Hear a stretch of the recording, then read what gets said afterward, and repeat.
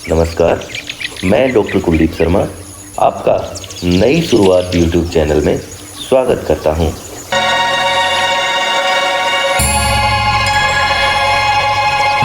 मुझे हमारे देश के पूर्व प्रधानमंत्री श्री लाल बहादुर जी शास्त्री का एक कथन बहुत याद आ रहा है, तो सोचा आपके साथ शेयर करूं। उन्होंने कहा था कि हम दुनिया का सम्मान तभी जीत सकते हैं जब हम आंतरिक रूप से मजबूत हों और अपने देश को गरीबी और बेरोजगारी से दूर कर सकें।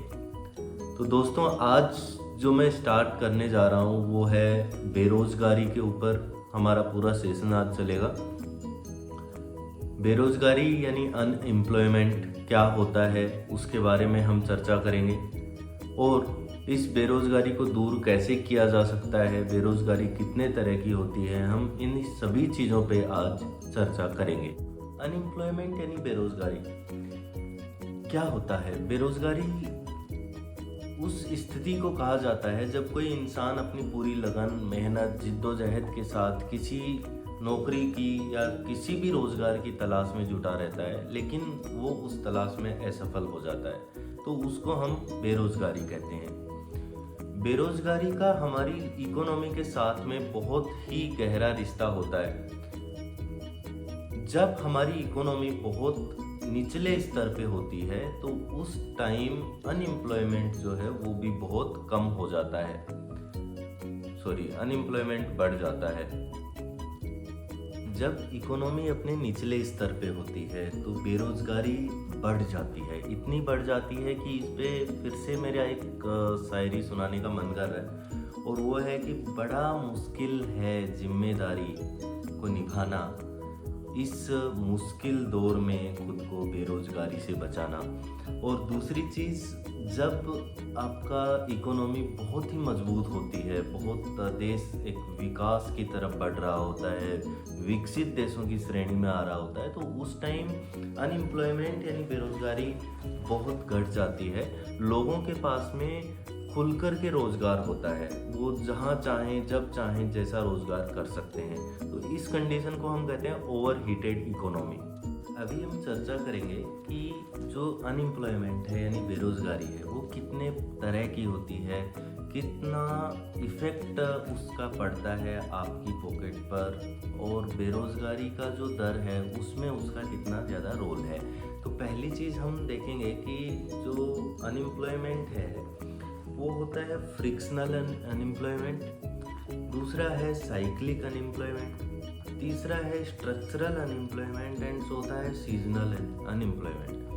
तो फ्रिक्शनल अनएम्प्लॉयमेंट क्या होता है? यार देखो, जब आपके पास में आप न्यूली ग्रेजुएट्स हो या फिर आप चाहते हो कि जॉब चेंज करना, तो एक कंपनी से दूसरी कंपनी में जब आप जॉब चेंज करते हो तो उस पीरियड, जो बीच का जो इंटरिम पीरियड होता है, उसको बोलते हैं फ्रिक्शनल अनएम्प्लॉयमेंट। यानी आपने दूसरा जॉब पा तो लिया, बट पहले जॉब और दूसरे जॉब के बीच का जो पीरियड है उसमें आप बेरोजगार थे ना, वो जो पीरियड है उसको कहते हैं फ्रिक्शनल अनएम्प्लॉयमेंट। ये कब अगर आप पुराने जॉब से सेटिस्फाई नहीं हो, आप न्यूली ग्रेजुएट हो, आपके पास थोड़ा स्किल जो है जहाँ पे आपकी ज़रूरत है वहाँ पे आप नहीं पहुँच पाए पहली दफ़ा में, तो उस कंडीशन में जो होता है उसको कहते हैं फ्रिक्शनल अनएम्प्लॉयमेंट। दूसरा होता है साइक्लिकल अनएम्प्लॉयमेंट। इसमें क्या होता है, जब आपकी इकोनॉमी एकदम निचले स्तर पे है तो डेफिनेटली आपको जॉब जो वो नहीं मिलेगा, और अगर इकोनॉमी अपने उच्चतम स्तर पे है तो आपको जॉब 110% कहीं ना कहीं मिल ही जाएगा।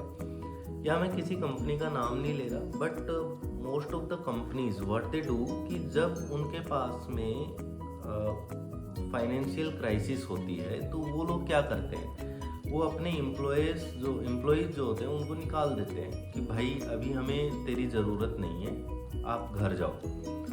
लेकिन जब उनके पास में काम बहुत ज़्यादा होता है या फिर नई कोई कंपनी खुलती है तो वो भर भर के जो है वो लोगों को लेती है, अपने भर भर के एम्प्लॉयमेंट करती है। तो उस चीज़ को हम क्या कहते हैं, साइक्लिकल अनएम्प्लॉयमेंट। जो बीच का जो पीरियड है कि उस टाइम पे नहीं ले पाया या उस टाइम पे फाइनेंशियल क्राइसिस की वजह से जो एम्प्लॉयमेंट रुक जाता है, उसको हम कहते हैं cyclical unemployment. Structural unemployment. Structural unemployment क्या होता है, इसमें आपके पास में कोई स्किल है, जैसे आप मैकेनिकल इंजीनियर हो लेकिन बिल्डिंग बनाने के लिए तो सिविल इंजीनियर की ज़्यादा ज़रूरत पड़ रही है, तो उस कंपनी में मैकेनिकल इंजीनियर को नहीं लिया जाएगा। ठीक है, तो वहाँ पे आप मतलब आपके पास जो स्किल है उस चीज़ को लेकर के आप जो अनएम्प्लॉयमेंट क्रिएट हो रहा है उसको बोलते हैं स्ट्रक्चरल अनएम्प्लॉयमेंट। दूसरा आ गया सीजनल अनएम्प्लॉयमेंट। सीजनल अनएम्प्लॉयमेंट का मतलब हो गया कि जैसे अभी हमारा देश तो कृषि प्रधान देश है, आपको पता है। तो अगर किसी जैसे मैंगो का सीज़न था, तो मैंगो सीज़न में फ्रूट्स लग रहे थे, मैंगो लगा हुआ था, तो उस टाइम पर मैंगो से रिलेटेड जो मतलब एम्प्लॉयमेंट था लोगों को सब्जी मार्केट में या फिर कहीं पे भी, ये मैं आपको आसान भाषा में समझा रहा हूँ। तो वो जो एम्प्लॉयमेंट है, लोगों का जो काम है वो कब ख़त्म हो जाएगा, जब मैंगो का सीज़न ख़त्म हो जाएगा। तो उस चीज़ को बोलते हैं सीजनल। यार आप बेरोजगार किसको बोलोगे, कौन है अनएम्प्लॉयड, है ना। एक प्रॉपर डेफिनेशन या फिर ऐसा कुछ होना चाहिए। तो एक छोटा सा क्राइटेरिया है, वो मैं आपको बताता हूँ। पहली चीज़, जैसे फॉरेन कंट्रीज़ में 16 साल उम्र होनी चाहिए और हमारे इंडिया में 18 ईयर्स का वो बंदा होना चाहिए।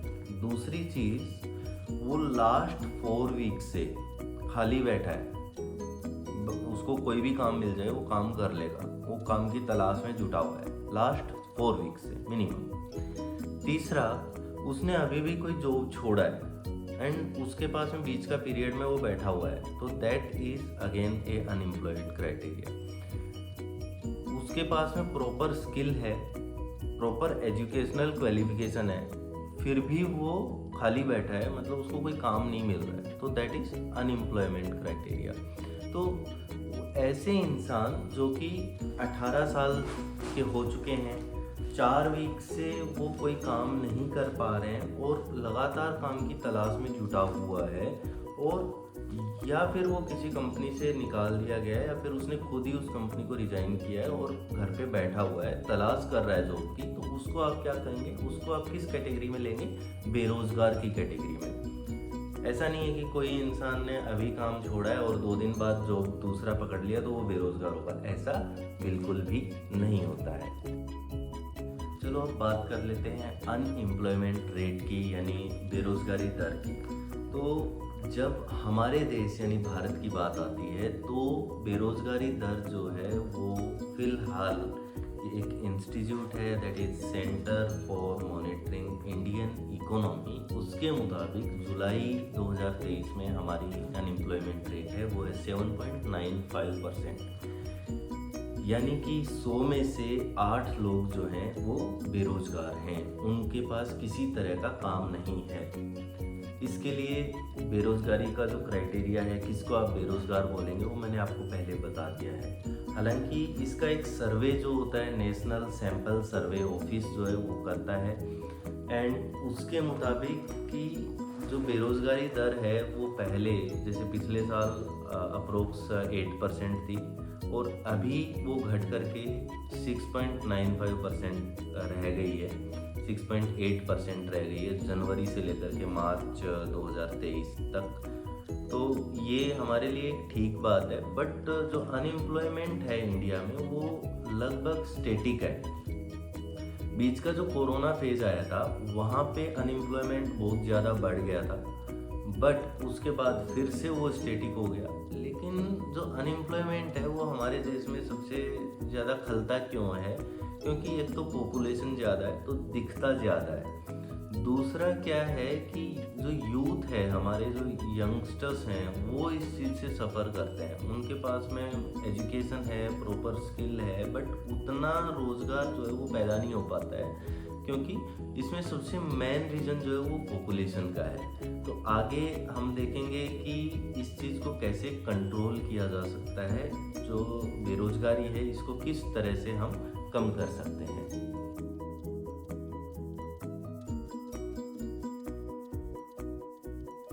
तो चलो जानते हैं कि अनएम्प्लॉयमेंट को कैसे कम किया जा सकता है। यार पहला चीज़ जो है ना वो है पॉपुलेशन कंट्रोल। जब हमारे देश की पॉपुलेशन 130 करोड़ लोग हमारे देश में रह रहे हैं, तो डेफिनेट सी बात है कि जो अनएम्प्लॉयमेंट है वो दिखेगा यार, बहुत ज़्यादा है ऐसा करके दिखेगा।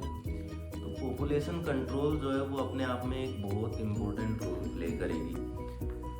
दूसरी चीज़ जो है वो है कि आजकल का जो ज़माना है ना वो आर्टिफिशियल इंटेलिजेंस बेस्ड ज़माना आ गया। तो लोगों को रोज़गार नहीं मिल रहा है, कंप्यूटर लोगों का काम कर रहा है। अब बहुत सारी कंपनियों के बारे में मैंने पढ़ा है, जो आर्टिकल्स मैंने पढ़े हैं उनके, कि उन्होंने 10,000 अपने एम्प्लॉय निकाल दिए। उन 10,000 की जगह जो है वो 50 मशीनें जो वो काम करेंगी।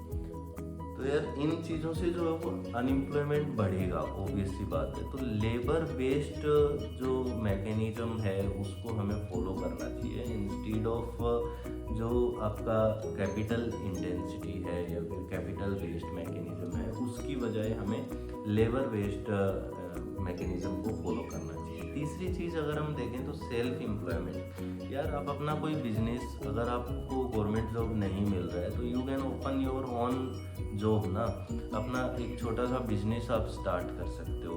कम से कम आप घर पे बैठ कर के 40 साल तक या 35 साल तक 30 साल तक गवर्नमेंट जॉब की प्रिपरेशन कर रहे हो, उससे अच्छा है आपके पास इतनी अच्छी एजुकेशन है, you can start earning from outside ना। यार आप स्कूल ज्वाइन कर लो, आप अपना ऑनलाइन क्लासेस स्टार्ट कर दीजिए, कुछ तो अर्निंग होगी।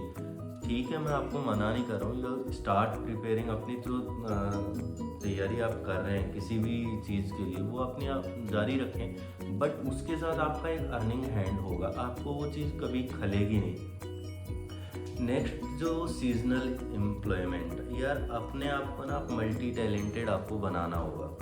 जैसे आप एक खेती का काम करते हैं, फार्मिंग करते हैं, तो आपके पास इतना भी टैलेंट होना चाहिए कि जब आपकी खेती का काम जो ख़त्म हो जाए तब आप खाली नहीं बैठे, आप जाइए बाहर अपना दूसरा कोई बिजनेस स्टार्ट कीजिए, या दूसरे किसी प्लेटफॉर्म पे आप जाकर के काम की तलाश कर सकते हैं। So these are the factors जिससे हम अपना स्किल डेवलपमेंट करें। पहली चीज़, अपने आप को इतना मजबूत बनाएं कि हमें किसी के सहारे की ज़रूरत ना हो। और जब हमें किसी के सहारे की ज़रूरत नहीं है तो दोस्तों 110% श्योर है कि आप बेरोज़गार नहीं रह सकते। बेरोज़गार आप तभी रह सकते हैं जब आप किसी के सहारे को ढूंढते हैं। एंड हो सकता है आपको ये बात कड़वी लग रही है, लेकिन जब आप किसी का सहारा ढूंढेंगे कि मेरे को वो मिलेगा तभी मैं पैसे कमा सकता हूँ, ऐसा नहीं है। आज के दिन लोग जो है वो चाय बेच करके भी बहुत पैसा कमा रहे हैं। आई एम नॉट कंपेयरिंग, या कोई जॉब इंफीरियर या सुपीरियर नहीं होता।